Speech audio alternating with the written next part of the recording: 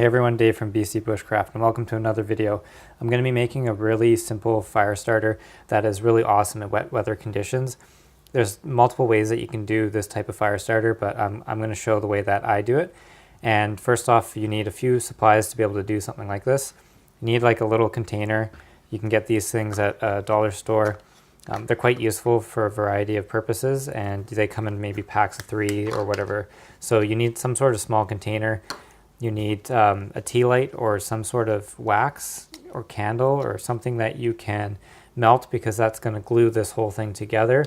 It also is good for the fire starter as far as longevity and things like that, and in wet weather and things like that.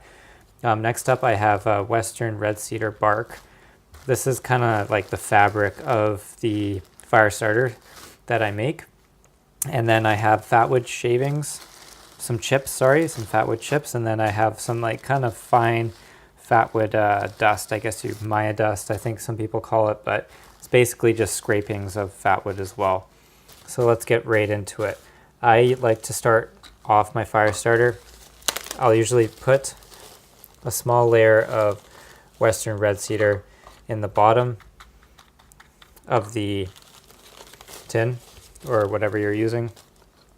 So I just kind of pack the bottom with some Western red cedar bark.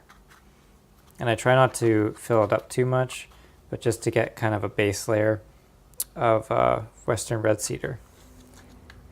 So you can use other things, obviously, things like sawdust or whatever, maybe even, I don't know, cotton, things like that. It doesn't have to be the materials that I'm using now, but the things that I'm using now do kind of are more natural. You can find them in the woods and they're kind of fun. So on top of that, I like to put just a little dusting of some fatwood shavings there, some of the Maya dust or whatever you want to call it.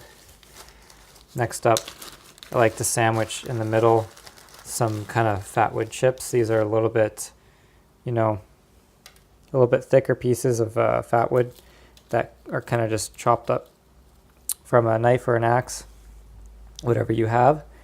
So I like to fill the center of my fire starter with some of those chips.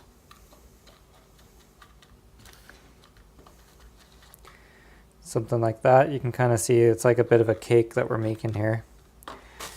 And then next up, put a light layer of Western red cedar bark.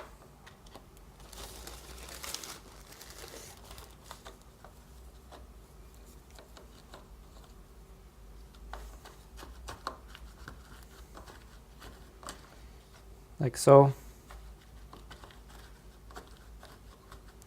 Now I don't want to make it too big. I kind of have a line scratched in here where I basically will fill it up to, so that the amount of wax that's in a tea light will be able to kind of glue this as a cake.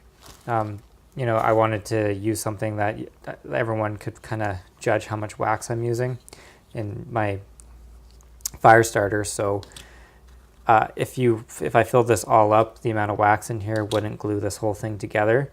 So I'd have to fill it up to a certain line just to make sure that this becomes a cake and it doesn't like crumble apart. Because if you don't have enough wax, this will kind of just fall apart on you. You kind of want it to be in a solid cake, even a cake that you could break into quarters or whatever.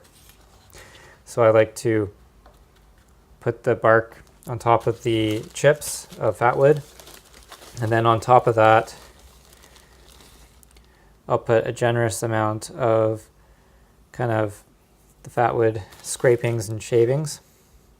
And I like to top off the fire starter with these little bits, because when you go to light this, all you have to do is scrape the top a little bit and it will accept a ferro rod spark very easily, and also a lighter very easily, and this whole top layer should light on fire once you have done that.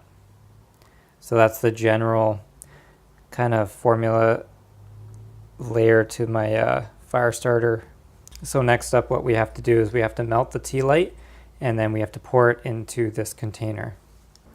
So to melt the tea light, I simply just put it on the element like this, heat up the element, and then I'll use a pair of leather gloves. I'll pick it up off of the element and then I'll pour it into my fire starter.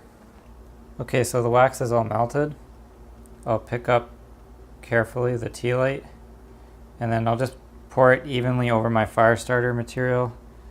And you guys probably won't be able to see it because my hand's covering it, but just get an even spread.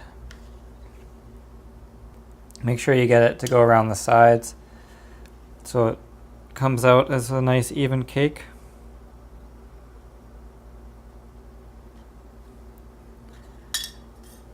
And then we just have to let that cool, and we will have a nice fire starter out of that. So I've let the fire starter cool. It's just time to pop it out. You can see that it comes out in one single cake like so. The wax on top, you can kind of see it glistening on top, and then there could be some more wax around these areas, but it shouldn't matter too much. The burn time on something like this should be over 10 minutes. It could be 15 minutes or something like that. It produces a really nice flame, and it's just a very, very good fire starter, especially in wet conditions. At the end of this video, I'll just put in a little clip from my previous video where I cooked up some breakfast, and I'll show you actually using this, like when it was pouring rain outside, and just how effective this thing actually can be. So I really hope that you like this video.